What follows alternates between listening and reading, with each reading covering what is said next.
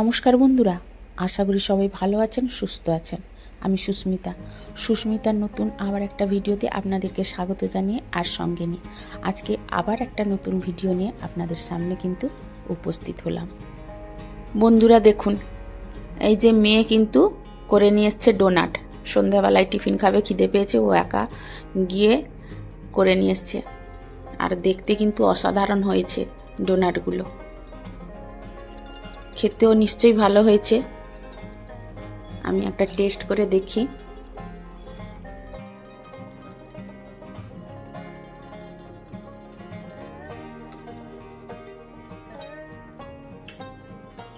দারুণ হয়েছে বন্ধুরা, খুব সুন্দর হয়েছে।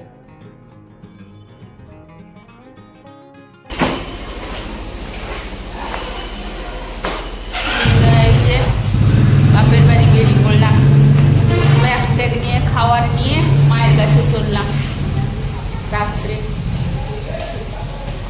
আর এই যে বাড়ির সামনে কালকে পুজো আছে, মনসা পুজো, প্যান্ডেল হয়েছে, সকালে আবার চলে আসবে।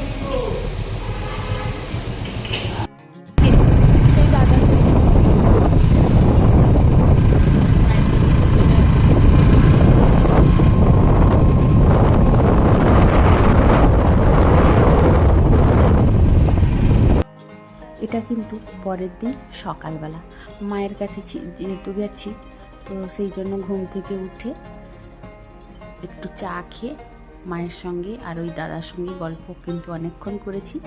আর তারপরে যেহেতু আজকে শনিবার আমাদের দোকান ছুটি, সেই জন্য একটু দেরি করে বাড়ি যাব বলে ভাবলাম যে মায়ের কাছে একটু কাজ এগিয়ে দিয়ে যায়।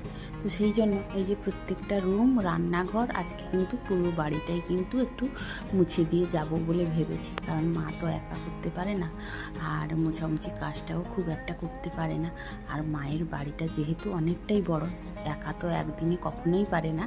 তো সেই জন্য ভাবলাম আমি একটু একা হাতে আজকে ঘরগুলো মুছিয়ে দিয়ে যাই। তো প্রথমে এই যে রান্নাঘরটা মোছার কাজে কিন্তু লেগে পড়েছি। আর বন্ধুরা, কয়েকদিন ধরে এত বাতাস হচ্ছে আর ধুলোবালি হচ্ছে, তো আর বাপের বাড়িতে হচ্ছে বালির দেশ, প্রচণ্ড ধুলো হয়েছে। তো সেই জন্য সকালে বললাম যে আমি আজকে কিন্তু ঘরটা মুছেই যাব। যেহেতু আমাকে বাড়িতে গিয়ে রান্নার ঝামেলাও খুব একটা করতে হবে না, হাতে টাইম অনেকটা আছে, সেই ভাবনা চিন্তা করেই কিন্তু আমি প্রত্যেকটা রুম আর রান্নাঘর ভালো করে আজকে কিন্তু ধুয়ে দিয়ে যাচ্ছি। আর দেখলাম মানে ওই ঘর মোছা লাঠিটা দিয়ে রান্নাঘর যতই মুছছি কিন্তু সে সাদা হয়ে যাচ্ছে। তাই ভাবলাম বালতি করে জল নিয়ে ঢেলে দিয়ে ভালো করে একটু ঝাঁটা মেরে দিই। ঝাঁটা মেরে দিলে কিন্তু চকচকে হয়ে যাবে। তো সেই জন্যই আমি কিন্তু জল আবার ঢেলে ঝাঁটা দিয়ে দিচ্ছি। আর এই চেয়ারগুলো সত্যি এত ভারী, মানে এক একটা সরাতেই হাত ব্যথা হয়ে যাচ্ছে। তো যাই হোক, রান্নাঘরটা মোটামুটি ধোয়া শেষ হয়ে গেছে। আর চলে এলাম এবার ভেতরের রুমগুলো এক একটা করে মুছে নিব, প্লাস তার সঙ্গে চালঘরটাও মুছে নিব আর বারান্দাটা মুছে নিব। এই করে কিন্তু আমি এক একটা করে মুছতে আছি। আর এটা হচ্ছে বন্ধুরা আমার বাবার রুম। এটা তো আগেও একবার দেখিয়েছি। তো আজকে কিন্তু এই রুমটা ভালো করে একটু মুছে নিচ্ছি। সত্যি দেখলে খুবই কষ্ট লাগে, কারণ বাবা এই রুমটা করেছিল অনেক শখ করে, আর কিন্তু এই রুমটাতে বেশি দিন কিন্তু থাকতে পারলো না।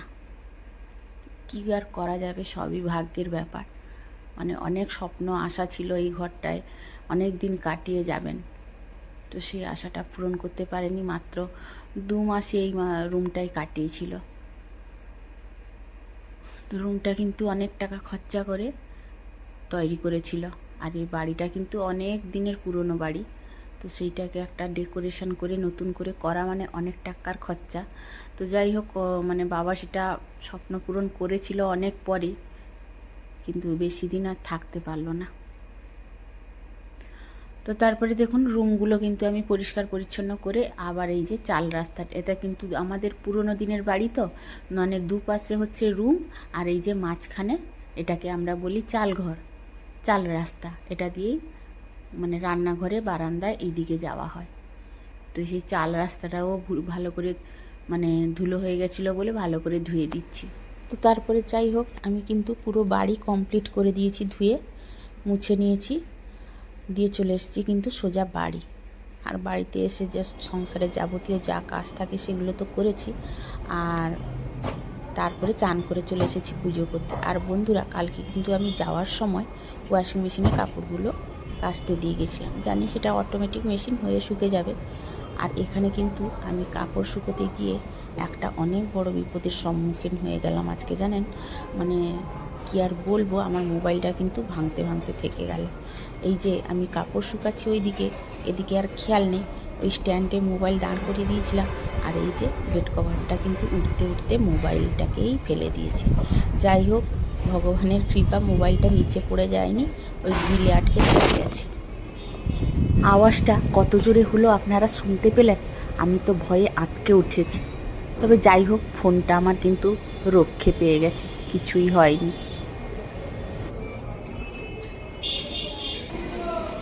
আর বন্ধুরা, চান তো করে এসেছি বাপের বাড়ি থেকে, আর পুজো করব। দেখুন গাছে কিভাবে ফুল ফুটেছে, দেখুন প্রত্যেকটা গাছে কিন্তু প্রচুর ফুল ফুটেছে। এই যেদিকে আমার গাঁদা ফুলও বেশ ভালোই ফুটছে এখনো। এই যে দেখুন কত রকমের ফুল ফুটেছে গাছে।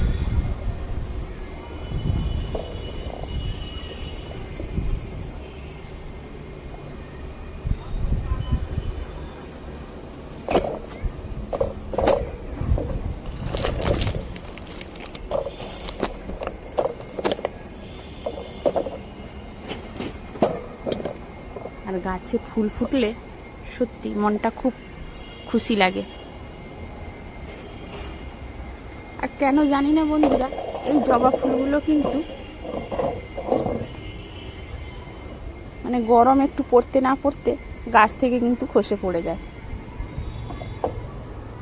এই যে পড়ে গেছে দেখুন। আর এই গাছটায় কত ফুল ফুটেছে।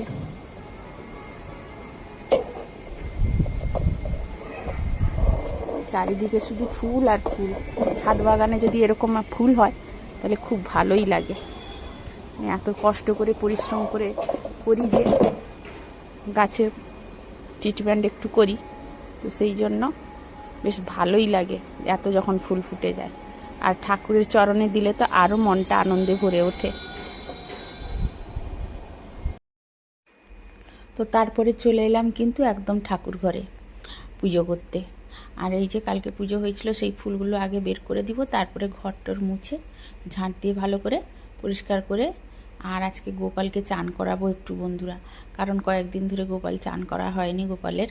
তো সেই জন্য আজকে কিন্তু গোপালকে চানও করিয়ে দিব, তাকে ভালো করে একটু সাজিয়েও দেব। যদিও আমার কাছে গোপালকে সাজানোর মতো তেমন কিছু নেই, তো আমার কাছে যতটুকু আছে সেই দিয়েই কিন্তু আজকে গোপালের সেবা দিব, বাকি আর ঠাকুরের সব পুজোও করে নিব। তো তার জন্য আগে যা বাসি কাপড় বা যা যেগুলো ছিল ফুল টুলগুলো কালকের, সেগুলো বের করে নিচ্ছি, তারপরে ঘরটা মুছে পুজো করব। আর এই যে দেখুন বন্ধুরা, আমার কিন্তু বলতে বলতে পুজো কমপ্লিট হতে যায়। আর ঠাকুরের কাছে সব রকমের ফুলও দিয়ে দিয়েছি। আর সত্যি ঠাকুরের চরণে যদি সব রকমের ফুল দিতে পারি না, আমার তো মনটা খুব মানে খুশি হয়, এত আনন্দ পাই যে বলে বোঝানো যাবে না। আর এই ফুল যদি বাজার থেকে কিনতে যাই তাহলে মিনিমাম 30 থেকে 40 টাকা আমাদের এইখানে নিয়ে নিবে এতগুলো ফুল। তো সেই জন্য কষ্ট হোক। আর নিজের ছাদ বাগানে জায়গা তো নেই বাড়ির সামনে, তো ছাদ বাগানে অল্প একটু ছাদে যতটা পারি কিন্তু গাছ লাগিয়ে মানে ঠাকুরের কাছে ফুল দেওয়ার চেষ্টা করি।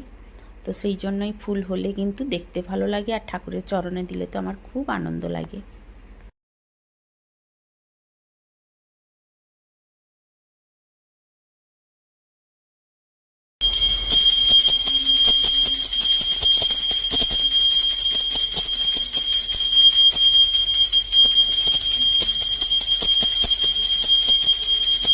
এই যে সামনে পুষ্পাঞ্জলি দিতে যাচ্ছি বন্ধুরা, মনসা পূজা হচ্ছে, এই যে সব নিয়েছি, পুষ্পাঞ্জলি দিতে যাচ্ছি।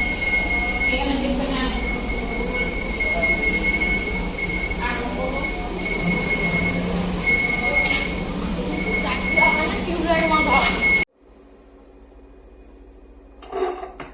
তো বন্ধুরা, এই যে রাত্রে রুটি আর আলু ভাজা খাওয়া হবে, দিলে আজকের মতো আমার ডিউটি শেষ। তো বন্ধুরা, আজকের মতো কিন্তু ভিডিওটাও এখানে শেষ করছি। কালকে আবার নতুন একটা ভিডিও নিয়ে আপনাদের সামনে উপস্থিত হব। আজকের মতো শুভরাত্রি বন্ধুরা, সবাই ভালো থাকুন, সুস্থ থাকুন।